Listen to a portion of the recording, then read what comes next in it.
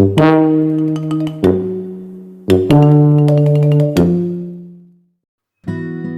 itu, ruang kelas 11 mendadak berubah jadi zona darurat tugas. Matahari sudah hampir tenggelam, tapi para murid justru semakin tegang. Bukan karena ujian, tapi karena satu hal yang sama. Tugas matematika yang wajib dikumpul jam 5. Kertas berserakan, suara gesekan pensil yang nyaring, dan kalkulator yang kayaknya sudah lelah dipencet berkali-kali. Di antara keributan kecil itu, kelihatan jelas siapa yang masih berjuang dan siapa yang sudah pasrah. Beberapa nunduk sambil ngitung ulang, beberapa lagi cuma menatap kosong ke buku seolah berharap rumusnya tiba-tiba ngomong sendiri. Dan di tengah suasana penuh deadline vibes itu, perbincangan kecil berubah jadi percakapan yang jauh lebih penting dari sekedar tugas angka-angka.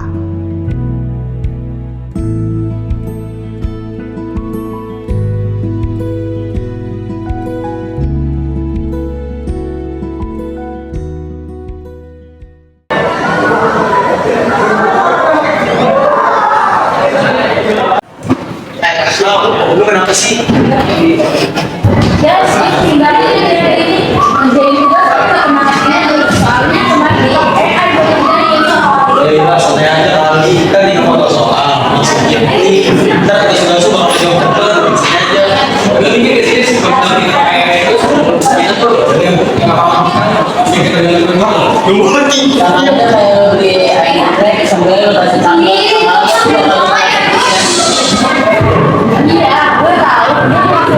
Juga terus cuma kayak ngerti sama soal yang ngerti sama soalnya, tapi kayak ngejadeninnya aja dia. santai aja. Tugas AI, PN AI, kata-kata AI semua. Udah santai aja pasti gampang ya.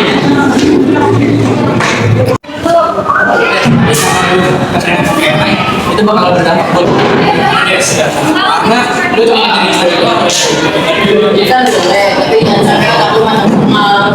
kita sudah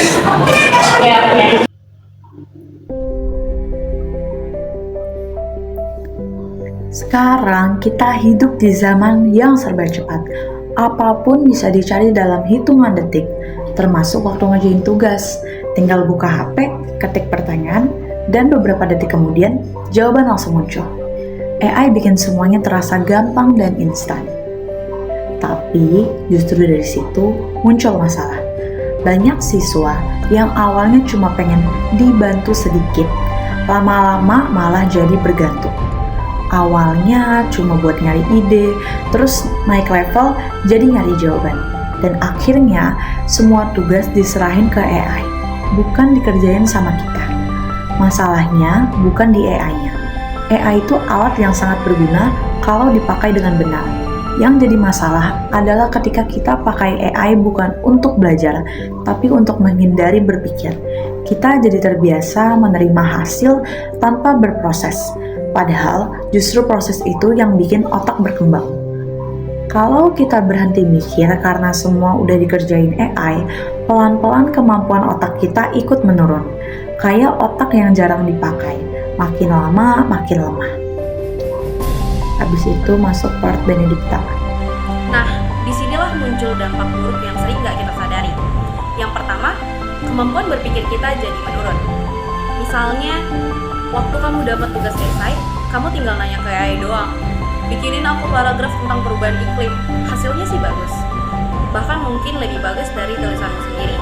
Tapi karena kamu nggak nulis sendiri, kamu jadi nggak tahu gimana cara membangun kalimat tersebut, memilih katanya, ataupun menyusun argumennya.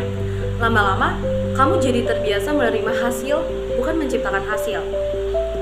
Nah, yang kedua, otak kamu jadi malas bekerja. Sama kayak kamu kalau jarang olahraga, tubuh kamu jadi lemah. Begitu juga kalau kamu jarang mikir. Akhirnya kamu ngerasa kayak aku tuh emang gak jago matematika deh, ataupun aku tuh emang gak jago nulis. Padahal bukan karena kamu gak jago, kamu cuman udah terlalu lama dibantuin sama mesin sampai lupa cara mikir sendiri. Terus yang ketiga, kita nggak paham konsep dasar pelajaran. AI bisa ngasih hasil yang benar, tapi belum tentu kamu ngerti kenapa bisa begitu. Misalnya, AI jawab hasil akhirnya 42, tapi pas ditanya guru, langkahnya gimana kamu nggak tahu kan? Jadi kamu cuma hafal angka bukan pemahamannya. Dan kalau AI salah, kamu ikut salah, karena nggak ngerti logikanya. Dampak lain yang berbahaya tapi sering diabaikan adalah rasa panik dan kebingungan saat AI nggak ada. Misalnya, lagi suruh ngerjain tugas kelompok offline, tiba-tiba nggak ada sinyal atau HP mati. Kamu langsung panik karena otakmu nggak terbiasa mikir tanpa bantuan. Itu tanda kalau kamu udah ketergantungan teknologi. Terus, ada juga dampak yang kelihatannya sepele tapi besar banget. Nilai tinggi tapi kemampuan rendah. Karena tugas-tugasmu selalu dikerjain AI. Hasilnya kelihatan bagus, tapi pas ujian otakmu harus kerja sendiri. Ini harus digeblok. Artinya bukan kamu bodoh, tapi kamu nggak pernah melatih kemampuanmu sendiri. Coba deh pikir, tugas bahasa Indonesia, mengenai AI teks argumentasi. Tugas biologi, nggak suruh jelasin sistem pernapasan. Tugas sejarah, cuma kata dari AI. Si kelas kelihatan keren, tapi begitu disuruh jelasin ulang tanpa HP, langsung blank. Ini bahaya, karena bisa menciptakan generasi yang tahu banyak hal dari internet, tapi nggak ngerti satu pun secara mendalam. Tapi kabar baiknya, semua kebiasaan buruk itu bisa banget loh untuk diperbaiki. AI itu bukan musuh, AI adalah alat, dan alat akan jadi bermanfaat kalau kita tahu cara memakainya. Kuncinya sederhana, pakai AI untuk belajar, bukan untuk nyontek. Ada beberapa cara biar kita bisa bijak menggunakan AI. Yang pertama, kerjain dulu tugas satu-satu, baru minta AI bantu koreksi atau kasih saran. Dengan begitu kamu tetap berpikir, tetapi juga belajar dari hasil. Kedua, jangan minta AI buat nyelesain, tapi buat ngajarin kamu.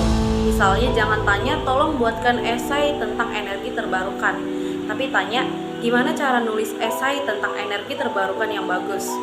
AI tetap bantu, tapi kamu juga tetap aktif. Yang ketiga, kamu pakai AI buat latihan soal. Kamu bisa minta, buatkan 5 soal latihan tentang sistem pencernaan. Lalu kamu coba jawab sendiri tanpa lihat jawaban dulu. Baru setelah itu bandingin dengan penjelasan AI dengan cara ini. Otak kamu tetap terlatih dan kamu tahu di mana letak kesalahanmu. Nah, yang keempat itu, kurangi pemakaian secara bertahap. Kalau udah terlanjur bergantung, jangan langsung stop. Mulai dari sedikit-sedikit, misalnya dari semua tugas, jadi tugasnya nggak sulit. Lama-lama buat nyari referensi doang. Dan yang terakhir, pakai AI buat refleksi, bukan pelarian. Misalnya setelah kamu selesai nulis, minta AI bantu cek struktur, logika, atau tata bahasanya. Jadi AI dipakai buat meningkatkan hasil, bukan menggantikan proses berpikir. Kalau kamu pakai AI dengan cara kayak gitu, kamu bukan kehilangan kemampuan, malah sebaliknya. Kamu meningkatkan kemampuanmu. AI bantu kamu belajar lebih cepat, tapi tetap pakai otakmu sendiri. Intinya, AI bisa banget kok buat bantu kita jadi lebih pintar, tapi hanya kalau kita tetap ikut mikir.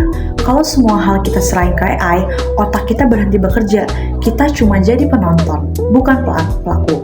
Nilai tinggi itu penting, tapi nggak ada artinya kalau kita nggak ngerti prosesnya. Jadi mulai sekarang, yuk ubah cara kita pakai AI, pakai otak dulu, baru pakai teknologinya. AI emang luar biasa, tapi otak manusia tetap lebih hebat. Kalau kita berani mikir dulu sebelum minta bantuan, AI bakal jadi partner belajar yang lebih kuat, bukan jebakan yang bikin kita kehilangan kemampuan. Ingat, di dunia nyata nanti nggak ada AI ujian. Yang dibutuhkan bukan orang yang bisa cari jawaban tercepat, tapi orang yang bisa memahami masalah dan menemukan solusinya sendiri.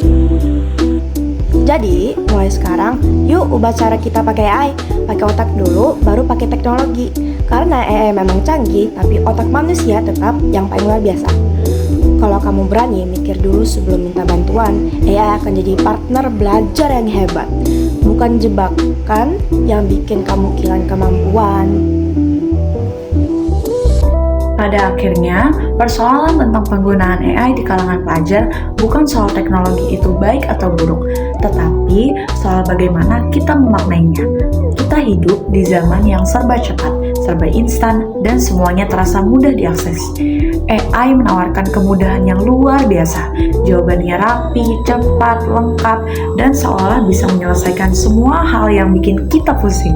Tapi justru karena terlalu mudah, kita sering lupa bahwa belajar itu bukan tentang hasil akhirnya saja, melainkan tentang proses berpikir yang terjadi di tengah jalan. Ketika kita terbiasa menyerahkan tugas pada AI, pelan-pelan kita kehilangan kemampuan yang paling penting dalam pendidikan. Kemampuan untuk memahami, untuk menganalisis, dan untuk membangun pemikiran kita sendiri. Kita mungkin mendapatkan nilai yang tinggi, tetapi tidak benar-benar memahami kenapa jawabannya seperti itu. Kita mungkin terlihat pintar di atas kertas, tetapi sebenarnya rapuh ketika diminta menjelaskan tanpa bantuan teknologi. Inilah titik di mana ketergantungan mulai muncul. Ketika kita panik tanpa HP, bingung tanpa sinyal, dan tidak tahu harus mulai dari mana karena otak jarang dilatih bekerja mandiri. Padahal, dalam kehidupan nyata, kemampuan berpikir itu jauh lebih berharga daripada sekedar kecepatan mencari jawaban. Tantangan yang nanti kita hadapi tidak selalu memiliki solusi yang instan. Tidak ada AI ujian yang menyelamatkan kita setiap saat. Yang dibutuhkan dunia adalah orang yang mampu mengolah informasi, memahami masalah, dan menemukan jalan keluarnya sendiri. AI bisa bantu, tapi tidak bisa menggantikan kualitas pemikiran manusia.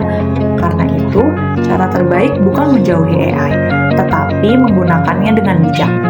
AI bisa menjadi partner belajar yang sangat kuat kalau kita tetap ikut berpikir. Kerjakan dulu sebisamu, baru minta AI untuk mengevaluasi. Jangan minta AI untuk menggantikan proses, tetapi memperkuat pemahaman. Dengan cara itu, kita bukan kehilangan kemampuan, kita justru meningkatkan kemampuan kita. Kita jadi belajar lebih cepat, lebih terarah, dan lebih mandiri. Jadi, kesimpulannya sederhana tapi penting. AI adalah alat, bukan otak kedua. Teknologi seharusnya membantu kita berkembang, bukan membuat kita malas atau bergantung. Kita harus tetap menjaga kemampuan berpikir kritis, rasa ingin tahu, dan proses belajar yang jujur pada diri sendiri. Kalau kita bisa menempatkan AI di posisi yang tepat, bukan sebagai pengganti, tapi sebagai pendukung, maka kita bukan hanya menjadi pengguna teknologi, tetapi pemimpin masa depan yang tahu bagaimana mengendalikan teknologi itu dengan bijak. Dengan begitu, kita nggak cuma pintar karena AI, tapi pintar karena kita benar-benar berpikir.